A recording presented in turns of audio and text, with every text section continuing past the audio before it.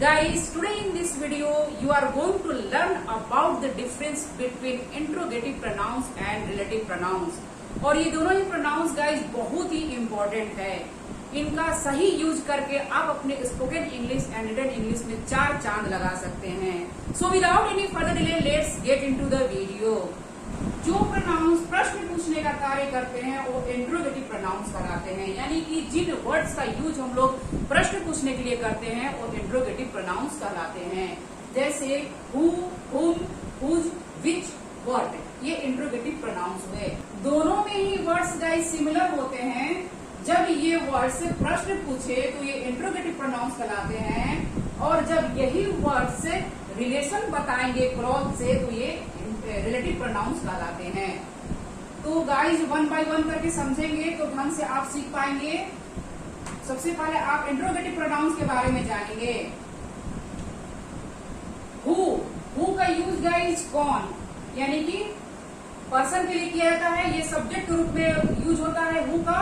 Who का use subject का पता करने के लिए, यानी कि सेंटेंस में सब्जेक्ट कौन है ये पता करने के लिए हु का यूज किया जाता है। हु का हिंदी अर्थ कौन होता है, और सब्जेक्ट का पता करने के लिए सब्जेक्ट के रूप में हु का यूज होता है, और सिर्फ पर्सन के लिए होता है।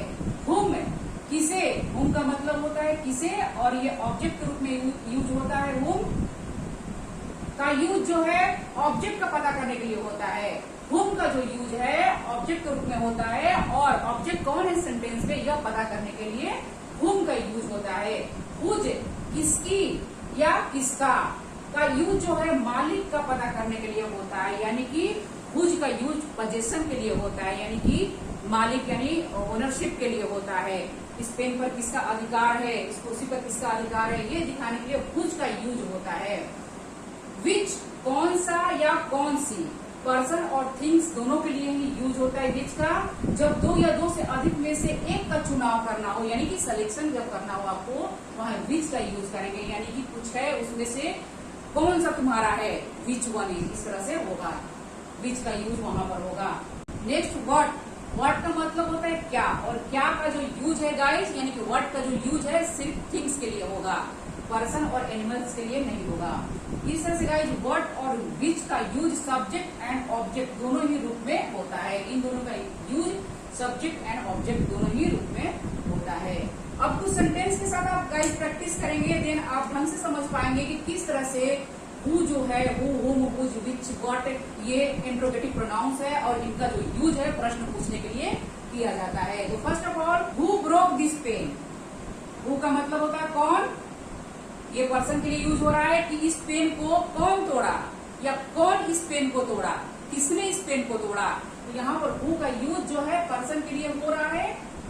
इसके जवाब आप देते हैं राम ने तोड़ा, रोहन ने तोड़ा। तो ये राम और रोहन क्या हुआ, नाउन हुआ, और नाउन की जगह पर ये हु का यूज हो रहा है। देखिए किस तरह से ये प्रोनाउन का डिफिनेशन है, संज्ञा के स्थान पर, संज्ञा के स्थान पर हु का यूज हो रहा है प्रश्न पूछने के लिए, यानी किसने तोड़ा, इसका जवाब देंगे रोहन, रोहन नाउन हुआ, राम, राम नाउन हुआ। इस तरह से हु का यूज प्रश्न पूछने के लिए किया जाता है। देन ये इंट्रोगेटिव प्रोनाउन हुआ। हु स्पोक, कौन बोला, इंट्रोगेटिव प्रोनाउन, यानी प्रश्न पूछने के लिए आप कर रहे हैं हु का यूज कर रहे हैं, नाम के बदले में आप हु का यूज कर रहे हैं। आपको पता नहीं है किसने बोला, तो आप इस तरह से हु का यूज करें, किसने बोला, कौन बोला। हु आर यू, तुम कौन हो, हु आर यू, मैं राम हूँ, श्याम हूँ, ये नाम के बदले में हु प्रश्न पूछने के लिए यूज हो रहा है। हुम डिड यू सी, तुमने किसे देखा, तुमने किसे देखा। हुम, हुम का मतलब होता है किसे, तुमने किसे देखा, है ना। तो यहाँ पर हुम का यूज हुआ है। हुम ये क्या हुआ, इंट्रोगेटिव प्रोनाउन हुआ, और इसको आप इस तरह से बोल सकते हैं who did you C.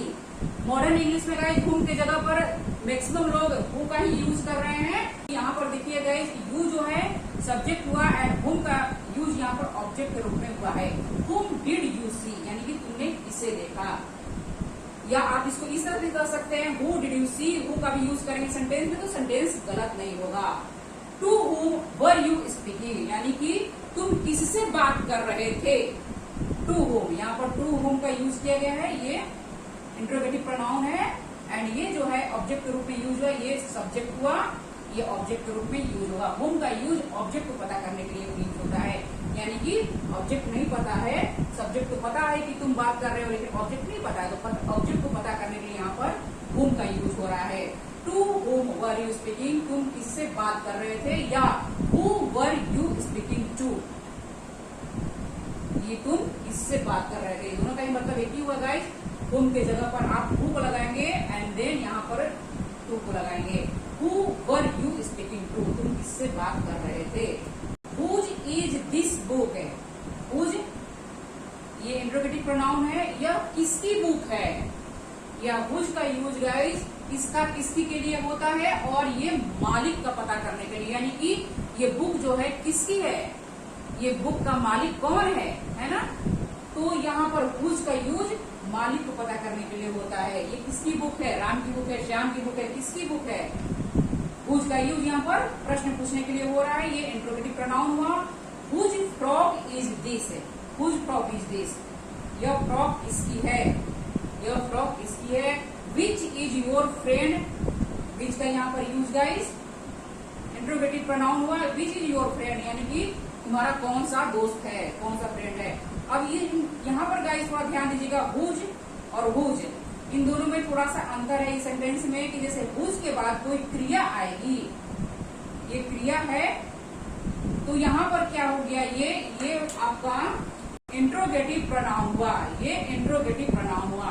Whose के बाद कोई क्रिया आए तो ये इंट्रोगेटिव प्रोनाउन हुआ, और हुज के बाद कोई नाउन आएगा, ये देखिए नाउन है, फ्रॉक क्या है, नाउन है, तो ये क्या हो गया, इंट्रोगेटिव एडजेक्टिव, ये इंट्रोगेटिव एडजेक्टिव हुआ और ये इंट्रोगेटिव प्रोनाउन हुआ।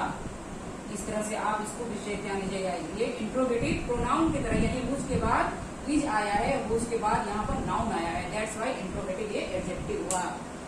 यानी कि हुज, विच एंड व्हाट, इनके बाद कोई नाउन आए, इनके बाद कोई नाउन आएगा तो ये इंट्रोगेटिव एडजेक्टिव कहलाएंगे। यानी कि हुज के बाद कोई नाउन आए, विच के बाद कोई नाउन आए, व्हाट के बाद कोई नाउन आएगा तो वो इंट्रोगेटिव एडजेक्टिव्स होंगे।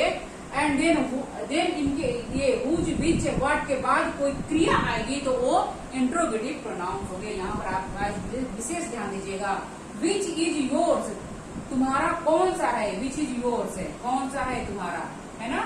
सिलेक्शन के लिए यहाँ पर यूज हो रहा है कि कौन सा है तुम्हारा, विच कौन सा या कौन सी, इस तरह से कौन सा या कौन सी तुम्हारा है। विच बुक इज योर्स है, यहाँ पर देखिए विच का जो यूज है ये नाउन के पहले हुआ है ना, ये नाउन है, बुक नाउन है, और नाउन के पहले विच का यूज हुआ है। या आप इसको इस तरह भी सिखा सकते हैं कि विच के बाद नाउन यहाँ पर आया है, तो ये क्या हुआ, विच जो हुआ यहाँ पर इंट्रोगेटिव एडजेक्टिव हुआ, ये इंट्रोगेटिव एडजेक्टिव की तरह यूज हुआ है, ये इंट्रोगेटिव एडजेक्टिव हुआ। विच के बाद, व्हाट के बाद, हुज के बाद अगर नाउन आए तो वो इंट्रोगेटिव एडजेक्टिव होगा, और इनके बाद अगर क्रिया आए तो वो इंट्रोगेटिव प्रोनाउंस होंगे। इसका आप विशेष ध्यान दीजिएगा guys. Next one is what is your father, तुम्हारे पापा क्या हैं, डॉक्टर है, इंजीनियर है, क्या है, इस तरह से व्हाट का यूज किया गया है क्या के लिए, ठीक है, प्रश्न पूछने के लिए ये क्या हुआ, इंट्रोगेटिव प्रोनाउन हुआ। व्हाट डू यू वांट, तुम क्या चाहते हो, what happened, what is your father, तुम्हारे पापा क्या, व्हाट डू यू वांट, तुम क्या चाहते हो, व्हाट हैपेंड क्या हुआ। इस तरह से गाइस व्हाट का जो यूज है यहाँ पर इंट्रोगेटिव प्रोनाउंस है। नेक्स्ट गाइस रिलेटिव प्रोनाउन, यानी कि वे प्रोनाउन जो जोड़ने का कार्य करता है, यानी कि जो वर्ड्स जोड़ने, सेंटेंस को जोड़ने के कार्य करते हैं वो रिलेटिव प्रोनाउंस कहलाते हैं। कुछ इसको डिटेल में आप समझिए गाइस। रिलेटिव प्रोनाउन अपने से पहले आए नाउन के रिपीटेशन को रोकता है, यानी कि रिलेटिव प्रोनाउन जो है अपने से पहले आए नाउन के रिपीटेशन को रोकता है, और नाउन का संबंध आगे आने वाले शब्द समूह से जोड़ता है, यानी कि नाउन का जो संबंध है आगे आने वाले क्लॉज से जोड़ता है, रिलेट करता है ना। नाउन का संबंध आगे आने वाले क्लॉज से रिलेट करता है, जैसे हु, हुम, हुज, विच, व्हाट, दैट, ये रिलेटिव प्रोनाउंस हुए गाइस। और आप यहाँ समझ चुके हैं कि इनका जब यूज प्रश्न पूछने के लिए किया जाता है तो ये इंट्रोगेटिव प्रोनाउंस होंगे, और यहाँ पर जो संबंध बताने के, नाउन का संबंध यानी कि रिलेशन बताने के लिए जब यूज किए जाते हैं तो यहाँ पर ये रिलेटिव प्रोनाउंस कहलाएंगे। जैसे अब कुछ एग्जांपल के साथ समझेंगे guys. This is the book was given to me, यानी कि दिस इज द बुक, यहाँ पर देखिए this is the book was given to me. ये सेंटेंस जो है एक ही है गाइस, ये सेंटेंस अलग अलग नहीं है, लेकिन यहाँ पर द बुक, अगेन यहाँ पर द बुक लिखा गया है, तो यहाँ पर आप रिलेटिव प्रोनाउन का यूज करेंगे। जैसे यहाँ पर द बुक की जगह आप क्या लिखेंगे, दैट का यूज करेंगे, क्योंकि ये सेंटेंस जो है एक ही है, अलग अलग नहीं है। दैट्स वाई रिलेटिव प्रोनाउन का यूज करके आप सेंटेंस को सुंदर और सहज बनाएंगे, ताकि बोलने में भी प्रॉब्लम ना हो और आगे समझने वाले भी लोग आसानी से समझ सके। This is the book that was given to me, यानी दैट का यहाँ पर यूज किया जाएगा, यानी कि बुक जो है नाउन है और नाउन से ये जो दैट का है ये रिलेट हो रहा है नाउन से, है ना। और एंड देन जो आगे का जो सेंटेंस है इसी पर बेस्ड है। नाउन का संबंध के रिपीटेशन को रोकता है, यानी कि अगेन द बुक न लिखकर आप दैट का यूज करेंगे, यानी कि रिपीटेशन को, ये जो प्रोनाउंस है रिपीटेशन को रोकेंगे, देन ये जो है रोकता है और नाउन का संबंध आगे आने वाले, नाउन द बुक है जो, इसका संबंध आगे आने वाले शब्द समूह से जोड़ता है। यही काम कर रहा है यहाँ पर दैट यही काम कर रहा है ना। दिस इज द बुक, यह वही बुक है जो मुझे मिली थी, यह वही बुक है जो, यहाँ पर जो इसका मतलब होता है जो, हिंदी समझ लीजिए, दैट का मतलब होता है जो। यहाँ पर कुछ और था, हु का मतलब कौन था, लेकिन यहाँ पर हु का मतलब है जो। ये इसका यूज पर्सन के लिए होगा और सब्जेक्ट की तरह यहाँ पर यूज होगा। हु का यूज सिर्फ और सिर्फ पर्सन के लिए होगा और सब्जेक्ट के रूप में होगा हुम, जिसे या जिसकी। हुम का हिंदी होगा जिसे या जिसकी, पर्सन के लिए यूज होगा और ऑब्जेक्ट के रूप में यूज होगा हुम का। हुज जिसका जिसकी, पोजेशन के लिए होगा, पर्सन एनिमल्स थिंग्स, यानी सबके लिए यूज होगा हुज का। विच जो, एनिमल्स और थिंग्स के लिए विच का यूज होगा, एनिमल्स और थिंग्स के लिए। व्हाट जो, थिंग्स एंड थॉट, थिंग्स के लिए व्हाट का यूज होगा और व्हाट का यूज पर्सन एनिमल्स के लिए नहीं होगा। दैट मतलब जो, पर्सन और थिंग्स के लिए दैट का यूज होगा। This is the book that was given to me, यानी कि दैट यानी कि जो मुझे मिली है, वही बुक है जो मुझे मिली थी। यहाँ पर दैट का यूज करके हम लोग सेंटेंस को जोड़ दिए है ना। यहाँ पर द बुक न लिखकर, यानी अगेन रिपीटेशन न करके नाउन का, हम लोग ये दैट का यूज किए जो सेंटेंस को, जिससे सेंटेंस जुड़ भी गया और बोलने में भी आसानी होगा। Next one, the boy who is playing is my friend, जो लड़का खेल रहा है वो मेरा दोस्त है। यहाँ पर देखिएगा जिस तरह से जो सेंटेंस है, यानी कि हिंदी के वाक्य है, ये हम लोग अक्सर अपने बोलचाल के लैंग्वेज में, यानी कि बोलचाल में यूज करते हैं कि ये मम्मी देखो, या कोई भी, यानी मैंने किससे भी आप बात करते हैं, किसी पर्सन से, कि देखो ये वही लड़का है, ये वही लड़का है जिसको मैंने देखा था, है ना। तो यहाँ पर इस तरह से आप सेंटेंस को बनाएंगे, जो लड़का खेल रहा है वो मेरा दोस्त है। आप किसी को बताते हैं कि देखो ना वहां पर जो लड़का खेल रहा है वो मेरा दोस्त है। इस तरह के सेंटेंस हिंदी के वाक्य आपको अंग्रेजी में बनाना है। इनको बनाने के लिए आप ये प्यारे प्यारे जो रिलेटिव ये वर्ड्स हैं, रिलेटिव प्रोनाउंस हैं, इनको आप यूज करेंगे और बोलने में आप अपने जो लैंग्वेज को सुंदर बनाएंगे। जो लड़का खेल रहा है वो मेरा दोस्त है। The boy who is playing is my friend. यहाँ पर देखिए अलग अलग सेंटेंस न बना के एक साथ आप इसको बनाकर बोलेंगे, यानी कि जहाँ ज्यादा वर्ड्स आपको ना बोलना पड़े, कम वर्ड्स में ही आपका यहाँ पर काम चल जाएगा और बोलने में भी बहुत ही मतलब आसानी और इजी तरीके से आप बोलेंगे। The boy who is playing, जो खेल रहा है, इज माई फ्रेंड, वो मेरा दोस्त है। जो लड़का वहां जा रहा है वो मेरा दोस्त है। The boy who is going there is my friend. कितना आसान हो गया इसको बोलना, है ना। आप इसको अलग अलग पार्ट में बोलेंगे तो अजब तरह से सेंटेंस बहुत लंबा भी हो जाएगा और बोलने में भी कठिन होगा। यहाँ पर आप आसानी से और सुंदर तरीके से किसी को बताएंगे और सामने वाला भी बंदा बहुत अच्छे तरीके से आसानी से समझ जाएगा कि तुम क्या कह रहे हो। जो लड़का खेल रहा है वो मेरा दोस्त है। The boy who is playing is my friend. Who यहाँ पर ये रिलेटिव प्रोनाउन हुआ। He broke my pen which I bought yesterday. यानी कि वह मेरा पेन तोड़ा जो मैंने कल खरीदा था। यहाँ पर विच का यूज रिलेटिव प्रोनाउन हुआ, विच रिलेटिव प्रोनाउन हुआ और विच का मतलब होता है जो, यानी कि वह मेरा पेन तोड़ा जो मैंने कल खरीदा था। इस तरह से यहाँ पर विच का यूज हुआ है, यानी कि पेन की जगह अगेन आप रिपीटेशन नहीं करेंगे नाउन को, विच का यूज करेंगे एंड देन ये आगे के सेंटेंस को आप रिलेट करेंगे।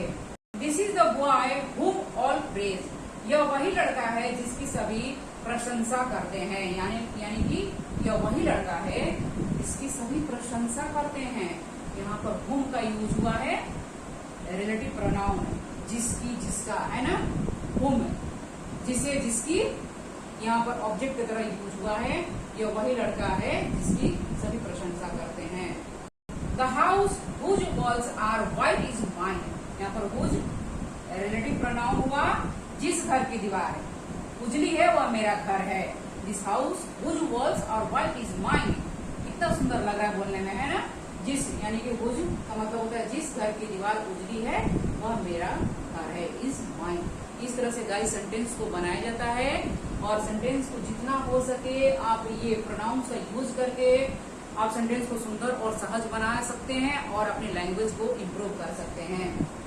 Here is the book that you lend me, that यहाँ पर रिलेटिव प्रोनाउन हुआ, ये ओ रही बुक जिसको या जो तुमने मुझे उधार दिया था। यहाँ पर जो या जिसको तुमने मुझे उधार दिए थे या जो तुमने मुझे उधार दिया था। I know what you want to say, what यहाँ पर रिलेटिव प्रोनाउन हुआ, मुझे पता है तुम क्या कहना चाहते हो। इस तरह से गाइज आप रिलेटिव प्रोनाउंस को यूज करके अपने सेंटेंस को सरल और सहज तरीके से बोल सकते हैं।